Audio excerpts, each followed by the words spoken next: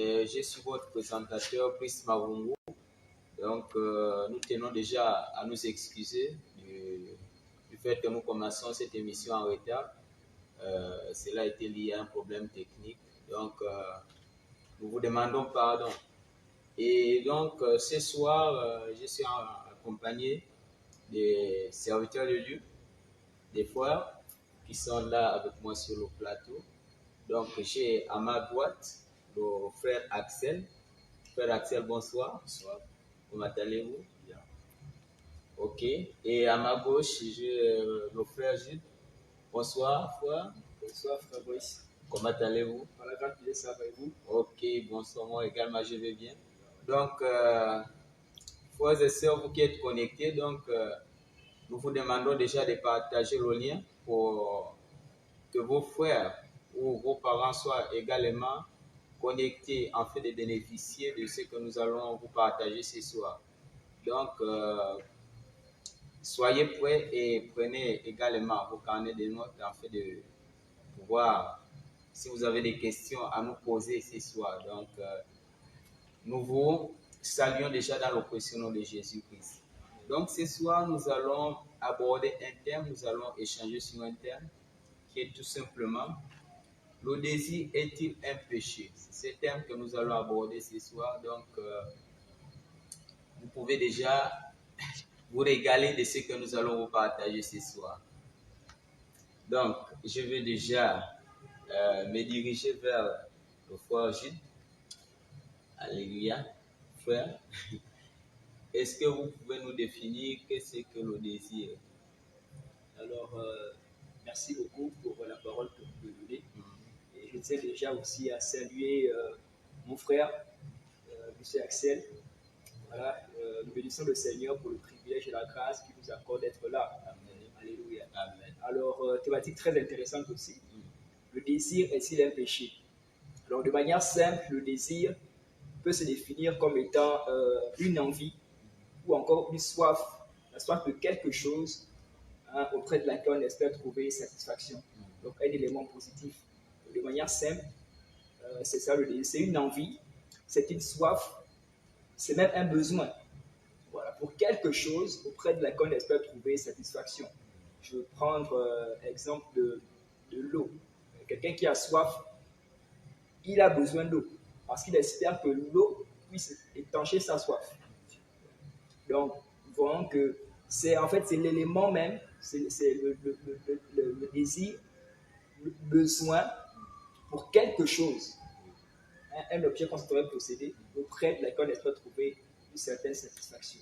Oui, donc nous pouvons dire que le désir, c'est une passion également. Bon, passion maintenant, c'est autre chose. Donc, au cours au fur et à mesure que nous allons évoluer, nous allons essayer de voir un peu, la différence entre désir et passion. La passion, c'est un désir, mais on verra cela par un désir à l'excès. Effectivement. Okay. Donc, merci déjà pour cet éclaircissement. Merci. Donc, je vais également me tourner vers le frère Axel. Est-ce que vous avez une idée de ce qu'on entend par désir? Déjà, je vous remercie déjà pour poser la question. Et, enfin, mon frère a déjà tout dit, mon frère Jules a déjà tout dit. Et le désir, c'est un sentiment, c'est une envie qu'on a, qu'on porte sur quelque chose. Enfin, voilà, ça peut être une personne ou encore une chose. Quelque chose qu'on a envie de posséder. Qu'on a envie de posséder. Il a bien pris l'exemple de l'eau, quand il doit son soif. Elle boit de l'eau pour pouvoir étancher la soif. Effectivement. Donc, je pense qu'il a tout dit et on va plus. Ok, donc, chers téléspectateurs, frères et sœurs, donc le désir, c'est cette envie qu'on a pour quelque chose, la chose qu'on veut posséder. Cette chose-là te brûle dans le cœur.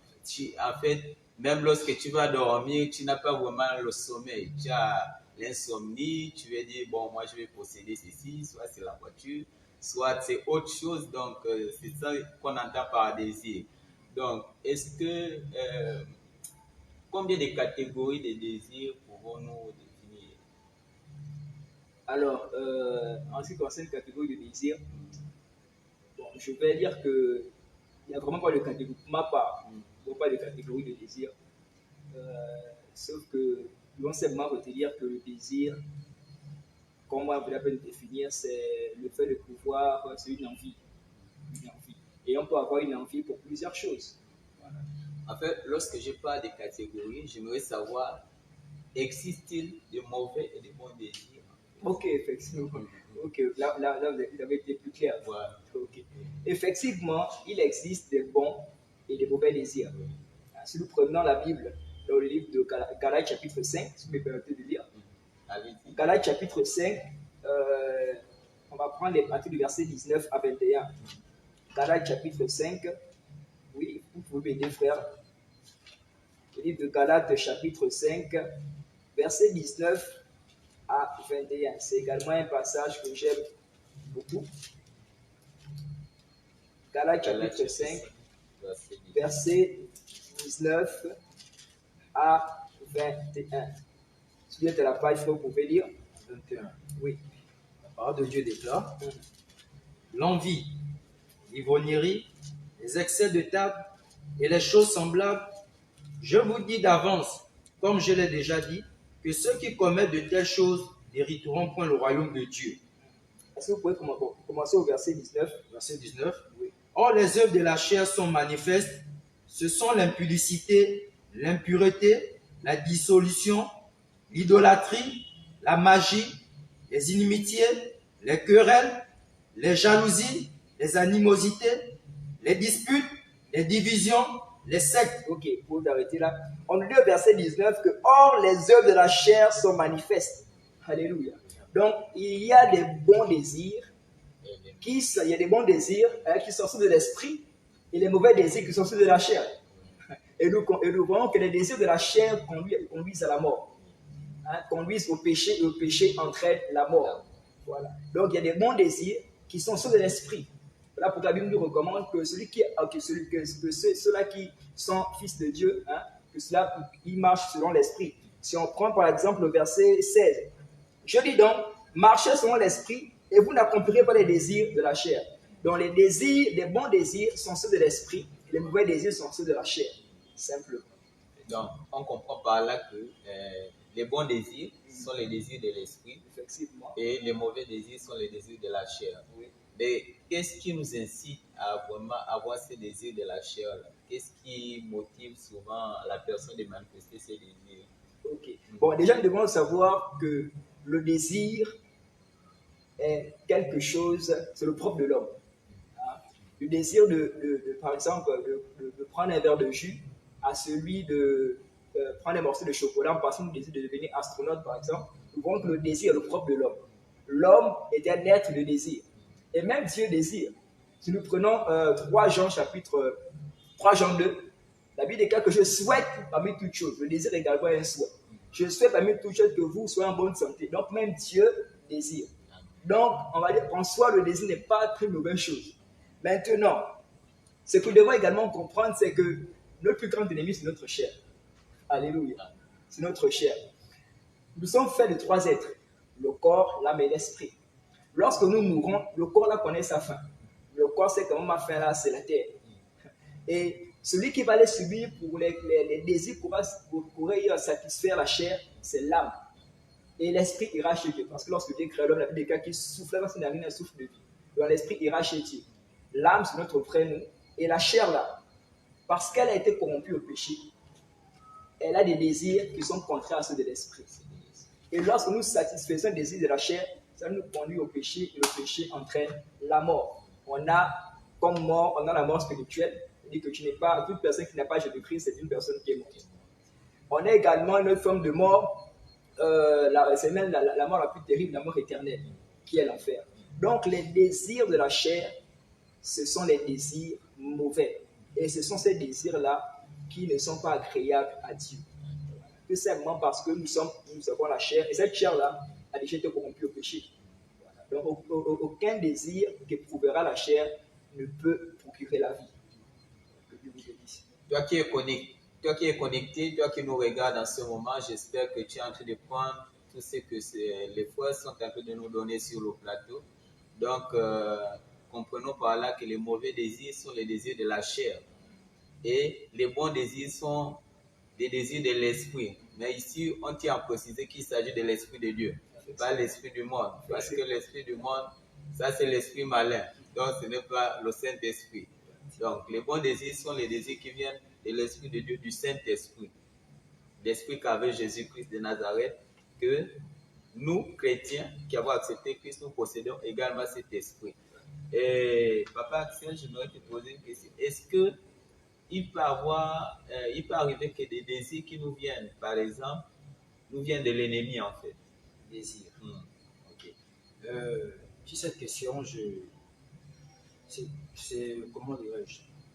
Il y a des désirs qui viennent, qui peuvent venir en nous, mais ce n'est pas comment le dirais-je? Le désir déjà, il faut le comprendre comme le frère le dit. Dieu lui-même déjà, il a désiré pour créer déjà le monde entier, en général. En fait, il a dit, nous allons prendre par exemple Genèse chapitre 1, nous pourrons le voir. Lorsqu'il crée, et après il reconnaît en soi que ce qu'il a créé était bon, est bon. Donc il a eu un désir de pouvoir apporter ce qui est bon devant ses yeux. Donc c'est un désir qui est monté déjà en lui. Et je pense que plus loin dans Genèse chapitre 3, il dit, faisons l'homme à notre image. Il s'adresse à il parle avec deux personnes. Lui, il dit, le Père, le Fils, voilà, effectivement, faisons l'homme à notre image. Donc c'est un désir qui est monté en lui. Et ce désir est bon. Et comment peut-on savoir si le désir est bon ou mauvais? On doit se référer à la parole de Dieu, par exemple. À la parole de Dieu, comme il a dit, les désirs de l'esprit, c'est tout ce qui est bon. Tout ce qui est bon qui est conforme à la parole de Dieu. Je peux prendre par exemple l'exemple d'un mauvais désir.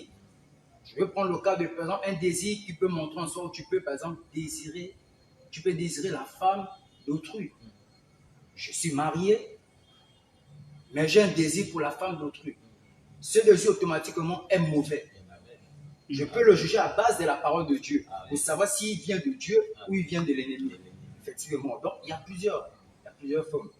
Et je peux, par exemple, nous pouvons aussi prendre, nous allons prendre le livre de 1 Corinthiens chapitre 10. 1 Corinthiens chapitre 10. Donc, vous pouvez également noter les versets, vous qui êtes connectés. Prenez les passages bibliques et cela pourra vous édifier 1 Corinthiens davantage. chapitre 10, au verset 1 à 6. 1 Corinthiens chapitre 10, verset 1 à 6. Oui. La Bible déclare, frères, je ne veux pas que vous ignoriez que nos pères ont tous été sous la nuée et qu'ils sont tous passés au travers de la mer. Verset 2. Oui.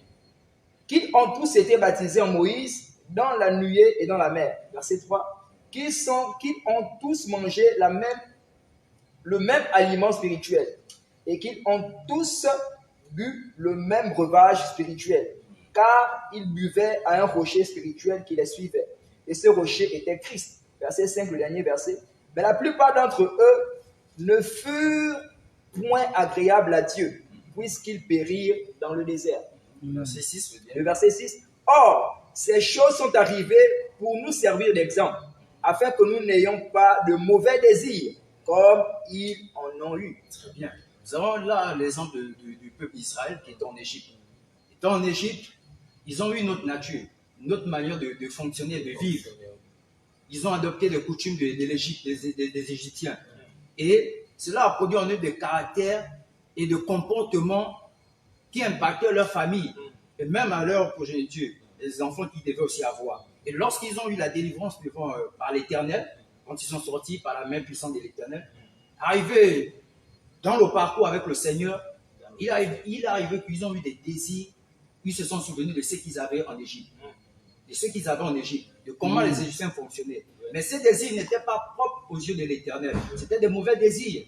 Il est arrivé que lorsque Moïse même montait à la montagne pour aller chercher les tables de la loi, le peuple s'est laissé emporter par un mauvais désir au point de fabriquer un veau d'or pour l'adorer. Et lorsque Moïse est descendu, il était animé de la colère, parce que ce désir n'était pas de l'Éternel. Donc on peut constater qu'il y a des désirs qui peuvent venir en nous, qui peuvent monter en nous, mais comment le reconnaître? C'est à travers la parole de Dieu. savoir si ce désir est bon ou pas, il faut le juger à base de la parole de Dieu. Je vais prendre le cas d'une personne qui a le désir de pouvoir manger. C'est pas mauvais, le désir de pouvoir manger, c'est pas mauvais si ça s'élève, si ça monte en toi personnellement pour vouloir manger. Mais le problème, c'est qu'il va falloir soit tu demandes, comme la parole le dit, demander, il vous sera donné. Ou encore, tu peux travailler, comme l'apôtre Paul le dit, de travailler, afin de pouvoir avoir de quoi manger, de donner aussi à celui qui n'a pas. Mais si tu te mets à aller voler, par exemple, là, ce désir, c'est un mauvais désir. Donc, nous avons la capacité de canaliser nos désirs. Donc, on peut le juger à base de la parole de Dieu. Ce que vous dites, c'est vrai. On peut canaliser nos désirs. Bon, maintenant, pour ces jeunes hommes-là, qui n'a pas... Parce que le plus souvent, dans nos différentes sociétés, on entend certains jeunes dire, moi, je vais d'abord profiter de ma vie. En fait, elle veut d'abord se réjouir. Et puis, je ne sais pas, après cette réjouissance, qu'est-ce qui peut arriver après? Parce que nous savons tous que nous ne sommes pas maîtres de notre destin. Nous ne détournons pas la vie, mais c'est Dieu qui nous la donne. Pour ces jeunes hommes-là, qu'est-ce qu'on peut dire à ces jeunes hommes-là qui parlent ainsi, en fait? Ok, merci beaucoup encore pour la parole. Alors, pour ce jeune homme-là ou cette jeune fille qui comment je vais dire, qui veut d'abord se réjouir, hein, profiter de la vie, comme on dit. Sachant que la vie ne lui appartient. Effectivement. Alors, nous devons comprendre ceci, comme on avait l'habitude de le dire, que les mauvais désirs conduisent à la mort. On a d'abord la mort, je veux dire, mort spirituelle. Parce que tu n'as pas Jésus-Christ, tu es une personne morte. Tout ce que tu peux faire ne sont que pour la mort. Tout ce que tu peux faire ne sont pas profitables pour toi-même. Vous savez, lorsque tu as un désir, il faudrait que ce désir puisse d'abord honorer Dieu. Honorer son prochain, ou sinon être bénéfique pour son prochain, être bénéfique pour soi-même. Je prends un exemple. Le désir de tuer, par exemple. Le désir de tuer, est-ce que cela honore Dieu? Non. Est-ce que cela honore son prochain? Non, parce que tu es un danger pour ton prochain. Et est-ce que cela aussi est bénéfique pour toi? Non, parce que si tu tues, on va t'attraper, tu seras emprisonné. Par exemple, aussi ceux-là qui ont le désir, par exemple, de changer de sexe ou changer de peau. Ce désir n'est pas bon. Ce n'est pas bénéfique d'abord pour Dieu, ce n'est pas bénéfique pour soi-même, ce n'est pas bénéfique pour son prochain. Alors, pour toute personne, tout jeune pour tout jeune qui souhaiterait d'abord vivre sa propre vie, nous devons faire attention parce que lorsque tu décides de faire ainsi là, quand tu le fais, tu n'es pas en Christ. La meilleure façon de vivre sa vie, c'est en Christ. J'ai l'habitude de dire que nous avons été créés, c'est pour servir Dieu. La Bible déclare que Dieu connaît les projets qu'il a pour nous, ce ne sont pas des projets de paix, non de valeur. La meilleure façon de vivre ta vie, de pouvoir mener une bonne vie, une vie épanouie, ce n'est qu'en Christ. Donc ça là, c'est une réflexion erronée.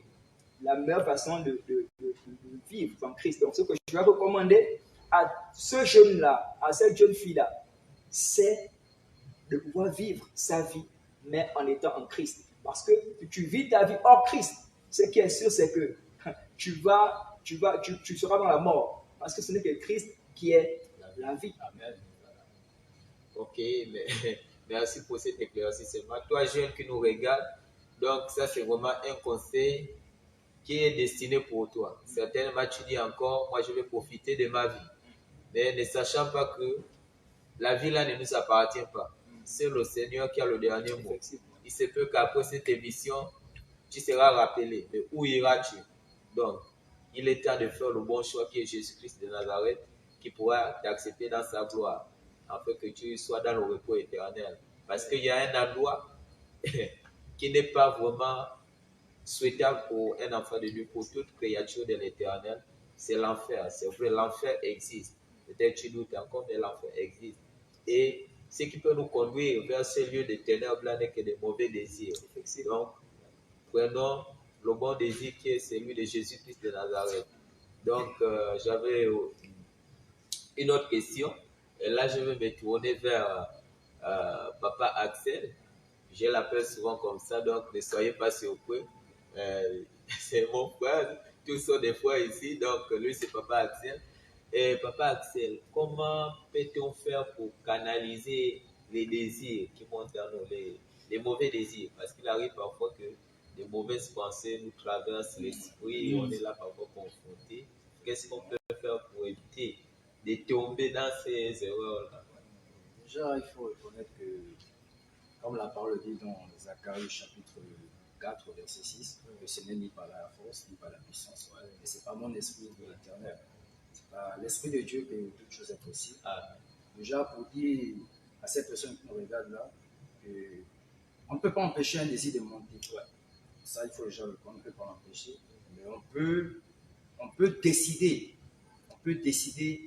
de lui donner sa place. C'est-à-dire, si elle est bonne, on peut le rejeter. On peut la rejeter et si elle est bonne, on peut l'accepter également. Voilà. Et pour dire, nous avons besoin de